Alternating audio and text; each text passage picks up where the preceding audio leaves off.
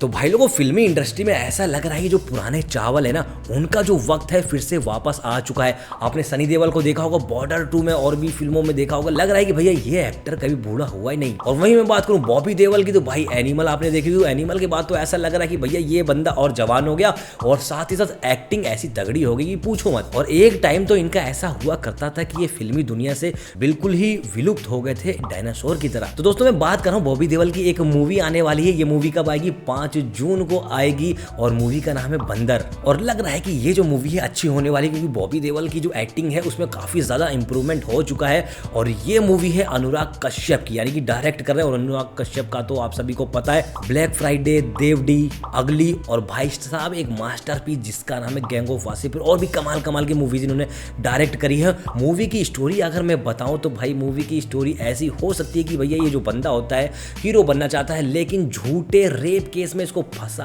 दिया जाता है और ये वहीं पर सड़ता रहता है। और एक डायलॉग इनका बहुत मस्त है इस ट्रेलर में। मुझे अब तक इतना ही समझ में आया है कि हम खुद ही अपनी सर्कस के बंदर हैं। वैसे आजकल ऐसे झूठे केसेस हमें बहुत सारे देखने को मिलते हैं। आजकल लड़कियों की बहुत ज़्यादा चलती है। अगर आप मानो ना मानो लड़की कोई सा भी झूठा केस लगा देती है और लड़के बेचारे फंस जाते हैं और वो कभी निकल नहीं पाते। अभी मैंने हाल फिलहाल में एक केस सुना भाई साहब, उसमें क्या होता है भाई एक बंदा जो 57 दिन जेल में रहता है ड्रग्स केस में, उसको पकड़ा जाता है और 57 दिन जेल में रहने के बाद अदालत उसको कहती है कि भैया इसको बाइज्जत बरी कर दो क्योंकि अदालत की जांच में ये पाया गया कि भाई वो ड्रग्स नहीं था बल्कि गरम मसाला था। अरे बाप रे। वहीं एक और केस की बात करूं लखन सरोज, 1977 में इस बंदे को जेल में डाल दिया जाता है मर्डर केस में।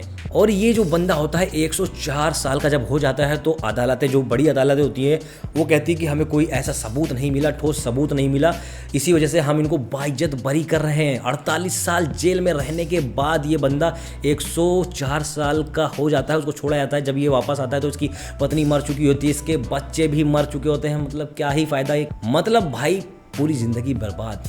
तो कुछ इसी तरह की बंदर मूवी की स्टोरी होने वाली है। हालांकि रियल इवेंट तो लिखा हुआ आ रहा है लेकिन समझ नहीं आ रहा है कि भाई कौन सा रियल इवेंट हो सकता है। बाकी इस मूवी का ट्रेलर देखकर तो मजा आ गया। लग रहा है कि भाई ये पुराने टाइम का एक कुछ नया तड़का लगाकर देने वाले हैं अनुराग कश्यप। और उस तड़के में बॉबी देओल जो जायका बढ़ाने वाले हैं ना वो कमाल का होने वाला है क्योंकि अब भैया बॉबी देओल हर जगह छाए हुए हैं। बाकी जिन लोगों ने ट्रेलर नहीं देखा है तो भाई ट्रेलर जाकर देखो, मजा आ जाएगा। गाने वाने सब कुछ बढ़िया है, सब कुछ बढ़िया लगता हुआ नजर आ रहा है। बाकी मूवी आने के बाद ही पता चलता है कि भाई छोटा पैकेट बड़ा धमाल था या फिर बड़ा पैकेट छोटा धमाल है।